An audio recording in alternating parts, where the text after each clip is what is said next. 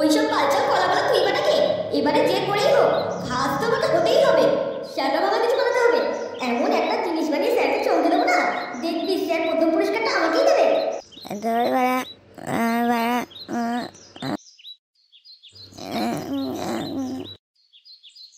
এই কে রে বাড়া, শোন আমি শোবো। বাবা তুমি তোলে তো, তোমাকেই তো খুঁজ দিলাম।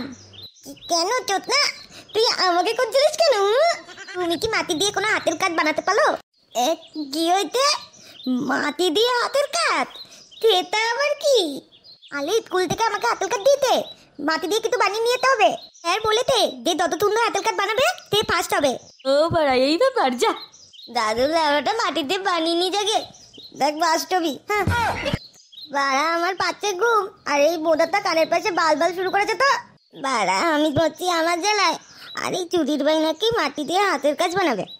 আচ্ছা বেলা যা, আমার নেচারটা একটু কাটুক, মাটি দিয়ে একটা শাটা গোমা কিছু বানিয়ে দেবো। সত্যি তুমি আমাকে বানিয়ে দেবে তো? আদে বাদে কিছু বানিয়ে দিলে কিন্তু হবে না, আমাকে ভালো কিছু বানিয়ে দিতে হবে কিন্তু।